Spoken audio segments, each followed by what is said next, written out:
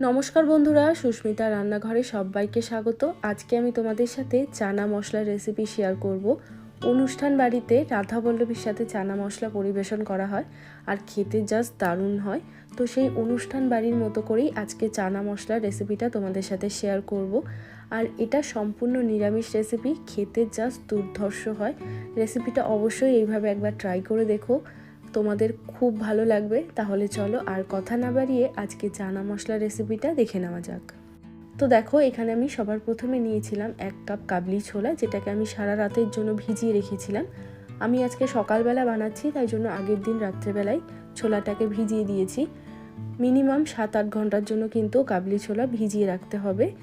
তো এবার এটাকে আমি প্রেসারে দিয়ে দিচ্ছি, কারণ এটাকে আমাদের সিটি মেরে নিতে হবে। তো প্রেসার কুকারে আমি ছোলাটা দিয়ে দিলাম।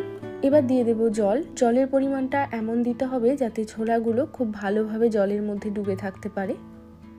দিয়ে দিচ্ছি 1 চামচ মতো লবণ, সামান্য একটু দেব হলুদ গুঁড়ো, আর দিয়ে দিচ্ছি সামান্য একটু 1 চিমটি মতো খাবার সোডা বা বেকিং সোডা।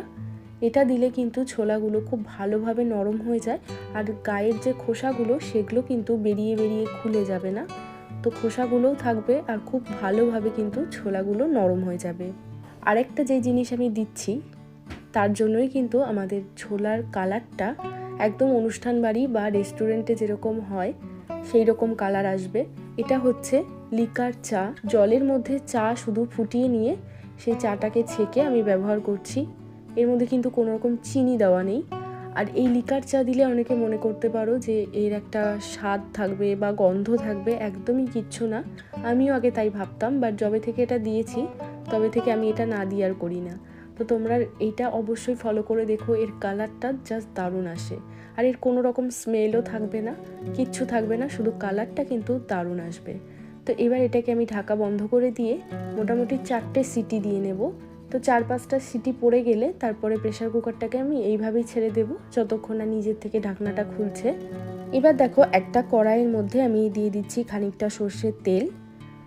তার মধ্যে দিয়ে দেব আমি একটু পনির। আমি পনিরটা দিচ্ছি, পনির দিলে কিন্তু এর স্বাদটা খুবই ভালো হয়। যদি হাতের কাছে না থাকে তোমরা স্কিপ করতে পারো, বাট দিলে কিন্তু এর টেস্টটা খুবই ভালো হয়। আর এটা যেহেতু নিরামিষ রান্নাটা, তাই জন্য একটু পনির দেওয়া যেতে পারে। তার সাথে একটু লবণ দিয়ে পনিরটাকে একটু ভেজে নেব। মোটামুটি 3-4 মিনিট মতো পনিরটাকে ভেজে নিলাম। এবার এগুলো তুলে নিচ্ছি।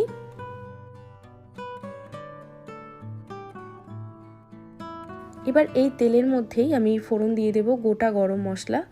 যেমন এখানে আছে 4টে মতো এলাচ, একটা দারচিনি আর একটা তেজপাতা নিয়েছি ছিঁড়ে। ফোড়নটাকে কয়েক সেকেন্ডের জন্য তেলের মধ্যে একটু নাড়াচাড়া করে নেব। এবার এর মধ্যে আমি দিয়ে দিচ্ছি 2টো মিডিয়াম সাইজের টমেটো দিয়ে তার সাথে দিয়ে দিচ্ছি লবণ। একটু নাড়াচাড়া করে এটাকে ঢাকা দিয়ে দেব যাতে টমেটোটা খুব ভালোভাবে নরম হয়ে যায়। যতক্ষণ টমেটোটা আমাদের রান্না হচ্ছে ততক্ষণ আমি একটা মশলা তৈরি করব। তো দেখো, এখানে আমি নিয়েছি আদা, 1.5 ইঞ্চি মতো আদা আমি ছোট ছোট করে কেটে নিয়েছি। আর এখানে আছে 2টো কাঁচা লঙ্কা, ঝালটা অবশ্যই নিজেদের স্বাদ অনুযায়ী বাড়িয়ে কমিয়ে নিতে পারো। আর এখানে আছে 1 চামচ চারমগজের দানা, আর নিয়েছি আমি 8-9টা মতো কাজু বাদাম। এই দুটো জিনিস কিন্তু অবশ্যই দেবে, এতেই টেস্টটা কিন্তু একদম অনুষ্ঠান বাড়ির মতো আসবে। আর যেহেতু এটা নিরামিষ রান্না, তাই জন্য কাজু বাদামটা অ্যাটলিস্ট দিতেই হবে। তো এই উপকরণগুলোকে আমি একটু জল দিয়ে মিক্সিতে খুব ভালো করে পেস্ট বানিয়ে নিয়েছি। তো এদিকে দেখো 4-5 মিনিট হয়ে গেছে, আমি ঢাকাটা সরিয়ে নিলাম। টমেটোগুলো কিন্তু বেশ নরম হয়ে গেছে। আমি খুন্তি দিয়ে টমেটোগুলোকে একটু এরকমভাবে গলিয়ে দেব। তো এবার এর মধ্যে আমি যে মশলাটা তৈরি করে নিলাম, আদা, কাজু বাদাম, চারমগজের, সেই মশলাটা দিয়ে দিলাম।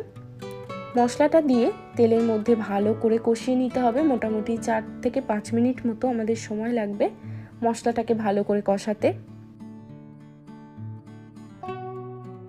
তো 4-5 মিনিট পর এবার আমি এর মধ্যে দিয়ে দিচ্ছি সামান্য একটু হলুদ গুঁড়ো, দিয়ে দিচ্ছি 1/2 চামচ ধনের গুঁড়ো, 1/2 চামচ দিয়ে দিলাম জিরের গুঁড়ো, 1 চামচ দিয়ে দিলাম আমি কাশ্মীরি লঙ্কার গুঁড়ো, আর তার সাথে দিয়ে দিচ্ছি ছোলে মশলা। একটা দোকানে পাউডার কিনতে পাওয়া যায় পাউচ, তো সেটাই আমি নিয়ে নিয়েছি। তো সেটাও আমি 1/2 চামচ মতো দিয়ে দিলাম। এটা দিলেও কিন্তু ছোলের যে টেস্টটা সেটাও কিন্তু দারুণ আসে। তার সাথে দিয়ে দিচ্ছি আমি 1 চামচ মতো চিনি। চিনি দিলে আমাদের যে কোনো রান্নার একটা টেস্টের ব্যালেন্স হয়ে যায়, তো চিনিটা অবশ্যই দিতে পারো। তো সমস্ত কিছু খুব ভালো করে নাড়াচাড়া করে নিয়ে আমাদেরকে একটু কষিয়ে নিতে হবে মশলাটাকে। তো এখানে আমি যে ছোলাটা সেদ্ধ করেছিলাম যেই জলের মধ্যে, সেই জলটাই একটুখানি এর মধ্যে ব্যবহার করব। তো সেই জলটা দিয়ে আমি মশলাটাকে একটু কষিয়ে নেব। মোটামুটি আমাদের 7-8 মিনিট মতো সময় লাগবে লো ফ্লেমে মশলাটাকে ভালো করে কষাতে। তো দেখো মশলাটা খুব ভালোভাবে কষে গেছে, তেলটাও ছেড়ে দিয়েছে আর মশলাটাও ড্রাই হয়ে গেছে। এবার এর মধ্যে আমি ভেজে রাখা পনিরটা দিয়ে দিচ্ছি আর তার সাথে সেদ্ধ করে রাখা কাবলি ছোলাটাও দিয়ে দেব। দেখো একটা ছোলা আমি এরকমভাবে তোমাদেরকে টিপে দেখিয়ে দিচ্ছি কি ভালোভাবে সেদ্ধ হয়েছে, আর একটারও কিন্তু খোসা গা থেকে খুলে যায়নি। ভালো করে গ্রেভির সাথে ছোলা এবং পনিরটাকে মিশিয়ে দিয়ে এর মধ্যে এবার আমি জল দিয়ে দেব। আমি যেই জলের মধ্যে ছোলাটা সেদ্ধ করেছিলাম সেই জলটাই কিন্তু পুরো ব্যবহার করছি এর মধ্যে, তাহলেই কালারটা ভালো আসবে, যেহেতু আমাদের লিকারটা এর মধ্যে দেওয়া রয়েছে। তো সমস্ত কিছু খুব ভালো করে একটু মিশিয়ে দিয়ে ঢাকা দিয়ে রাখবো মোটামুটি 7-8 মিনিটের জন্য, একদম লো আছে। 7-8 মিনিট হয়ে গেছে, এবার আমি ঢাকাটা সরিয়ে নিচ্ছি। তো দেখো আমাদের চানা মশলা কিন্তু একদম রেডি। আর এই রেসিপিটা এইভাবে বানিয়ে দেখবে, একদম অনুষ্ঠান বাড়িকেও ফেল করে দেবে, এত সুন্দর স্বাদ, এত সুন্দর গন্ধ। তো এটা আমি আজকে রুটির সাথে পরিবেশন করেছি। আর আমার মনে হয় চানা মশলাটা রুটি, লুচি যার সাথেই খাও না কেন একটা অদ্ভুত ভালো লাগে খেতে। আর এই রান্নাটা এরকমভাবে তোমরা একবার বানিয়ে দেখো, তোমাদেরও অনেক ভালো লাগবে আশা করব। আর আজকের ভিডিওটা তোমাদের যদি ভালো লেগে থাকে তাহলে প্লিজ একটা লাইক বা কমেন্ট করে আমাকে জানাবে।